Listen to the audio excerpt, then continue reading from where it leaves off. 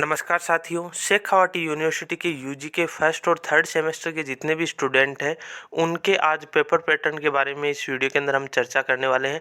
तो वीडियो को बिना स्किप किए लास्ट तक देखते रहें। चैनल पे नए हो तो चैनल को सब्सक्राइब जरूर कर लें, क्योंकि शेखावाटी यूनिवर्सिटी से रिलेटेड जो भी अपडेट होगी वो आपको इस चैनल पर मिलती रहेगी। पिछली बार जो फर्स्ट सेमेस्टर के स्टूडेंट थे उनके जो पेपर था वो ऑब्जेक्टिव टाइप का आया था, मतलब आपको ओएमआर शीट पे पेपर लिया गया था। इस बार आपका जो पेपर है वो ओएमआर शीट पे नहीं आएगा, आपको ऑब्जेक्टिव क्वेश्चन नहीं मिलने वाले हैं। तो कैसे आपका पेपर आएगा उसके बारे में इस वीडियो के अंदर हम चर्चा करेंगे। तो यहाँ पे आप देख सकते हो एनईपी 2020 के अंतर्गत स्नातक सेमेस्टर फर्स्ट और सेमेस्टर थर्ड की शतरंग परीक्षा का प्रश्न पत्र प्रारूप, मतलब कैसे आपका जो पेपर है वो आने वाला है, तो इसके बारे में बात करेंगे। तो यहाँ पे देखो यूनिवर्सिटी ने नोटिस जारी कर बताया था कि किस तरह से आपका जो पेपर है वो आने वाला है। तो इसमें आप देख सकते हो 3 और 4 क्रेडिट्स।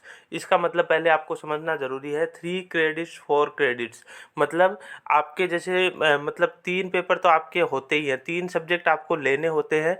एक इस बार आपको माइनर में लेना था, मतलब 4 आपके पेपर इस बार लगने वाले हैं।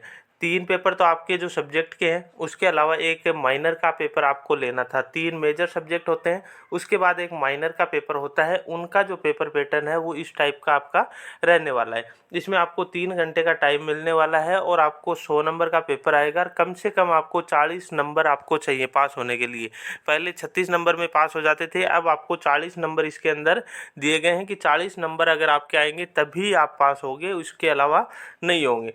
इसके बाद देखो यहाँ पे दे रखा है, परीक्षार्थी को सभी प्रश्नों के उत्तर मुख्य पुस्तिका में ही देने होंगे, कोई भी पूरक उत्तर पुस्तिका नहीं दी जाएगी। मतलब आपको जो कॉपी दी जाएगी उसी के अंदर आपको पेपर करना है, इसके अलावा वो आपको नहीं दी जाएगी। इसके बाद देखो 1 प्रश्न या उसके सभी भागों के उत्तर पुस्तिका में एक ही साथ में देने, मतलब आपको जैसे मान लो एक पर्सन है, उसके 3 पार्ट है या 5 पार्ट है या 10 पार्ट है, तो उन सभी के जो उत्तर है वो एक में ही आपको देने हैं। जैसे मान लो फर्स्ट क्वेश्चन है, इसके अंदर आपको 10 क्वेश्चन मिलेंगे, तो 10 के आंसर एक साथ आपको देने हैं फर्स्ट यूनिट का जो है। उसके बाद सेकंड यूनिट में आपको 4 क्वेश्चन करने हैं, तो उन चारों के आंसर एक साथ देने हैं। उसके बाद बड़े वाले जो क्वेश्चन है उनको आप कैसे भी कर सकते हो। तो यहाँ पे आपको देखना ये होगा कि सारे क्वेश्चन जो है एक पर्सन के जितने भी पार्ट हैं उनको सारों को एक साथ हल करना है। अब इसमें देखो इस प्रश्न पत्र में 3 खंड होंगे, मतलब 3 पार्ट होंगे आपके। इसमें ए, ब और स, मतलब सेक्शन ए, सेक्शन बी और सेक्शन सी। तो देखो सेक्शन ए में क्या आएगा, तो इसमें देखो 10 लघुत्रात्मक प्रश्न है, उत्तर 1 या 2 लाइन में आपको देने हैं और प्रत्येक प्रश्न 2 अंक का है। सभी प्रश्नों को करना अनिवार्य है, मतलब आपके 10 क्वेश्चन आएंगे, 10 में से 10 आपको करने हैं, इनमें से आपको किसी को छोड़ना नहीं है। और एक क्वेश्चन आपका 2 नंबर का आएगा। टोटल 20 नंबर के ये क्वेश्चन आने वाले हैं, छोटे क्वेश्चन आएंगे, मतलब लघु उत्तरात्मक जिसको अपन बोलते हैं। 1 या 2 लाइन में आपको उत्तर देने। उसके बाद देखो सेक्शन जो बी आएगा, इसमें आपको देखो क्या है, इसमें 8 प्रश्न होंगे, प्रत्येक खंड से 2 प्रश्न, मतलब आपकी जो 4 यूनिट है, 4 यूनिट में से हर यूनिट से 2 क्वेश्चन आएंगे। विद्यार्थी को प्रत्येक इकाई में से कम 1 प्रश्न का चयन करते हुए खंड बी में से कुल 4 प्रश्न करने हैं। प्रत्येक उत्तर की शब्द सीमा 200 शब्द होगी। प्रत्येक प्रश्न 10 अंकों का है, मतलब 4 क्वेश्चन आपको करने हैं और हर एक क्वेश्चन जो है वो 10 नंबर का आपका होने वाला है, मतलब 40 नंबर के ये क्वेश्चन आपके आने वाले हैं। मतलब टोटल 20 नंबर के फर्स्ट सेक्शन में होंगे और सेकंड सेक्शन में आपके 40 नंबर के होंगे, मतलब टोटल 60 नंबर के आपके क्वेश्चन यहाँ पे हो चुके हैं।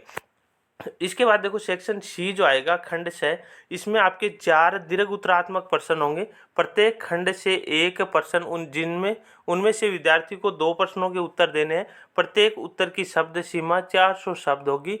प्रत्येक प्रश्न 20 अंकों का है, मतलब टोटल इसके अंदर 4 प्रश्न आएंगी। 4 में से आपको 2 करने हैं और 2 में 20 के हिसाब से 40 नंबर का ये पेपर आपका, ये सेक्शन जो है वो होने वाला है। तो इस तरह से आपके 100 नंबर का पेपर होने वाला है और आपको टोटल 10 फर्स्ट सेक्शन में क्वेश्चन करने हैं। उसके बाद 4 आपको सेकंड सेक्शन में करने हैं और 2 आपको थर्ड सेक्शन में करने हैं, मतलब टोटल आपके 16 क्वेश्चन आपको करने हैं और 100 नंबर का आपका पेपर होने वाला है। किस तरह से पेपर आएगा इसके बारे में हमने चर्चा कर लिए।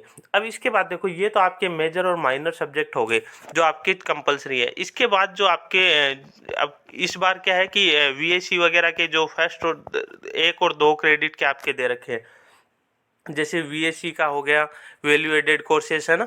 तो इनमें आपका जो टाइम है वो आपका 2 घंटे का रहने वाला है। मतलब कुछ ऐसे पेपर भी हैं जो आप मतलब जैसे फर्स्ट सेमेस्टर के हैं, उनके इंग्लिश कम्युनिकेशन हो गया, मोमेंट ऑफ राजस्थान हो गया, इन्वायरमेंट इथिक्स हो गया। तो इस टाइप के जो क्वेश्चन है ना, पेपर है, वो आपके 2 घंटे के पेपर होने वाले हैं, और उनमें भी आपको 100 में से 40 नंबर आपको लाने होंगे। ऐसे नहीं है कि मतलब आपको इसमें कम नंबर लाने हैं। 2 घंटे का पेपर है, 100 में से आपको 40 नंबर लाने होंगे।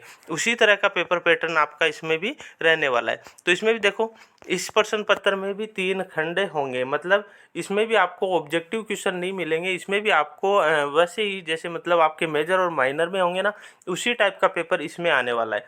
तो इसमें आप देख सकते हो, खंड ए में 10 लघुतरात्मक प्रश्न है, 1 या 2 लाइन में। प्रत्येक प्रश्न 2 अंक का होगा, सभी प्रश्न करने अनिवार्य। मतलब उसी की तरह आपको 10 क्वेश्चन आएंगे और 2 नंबर का 1 क्वेश्चन होगा। मतलब 20 नंबर के ये पेपर, ये सेक्शन आपका रहने वाला है। इसके बाद देखो, खंड बी, सेक्शन बी में मतलब 8 प्रश्न होंगे और प्रत्येक खंड से 2 प्रश्न है।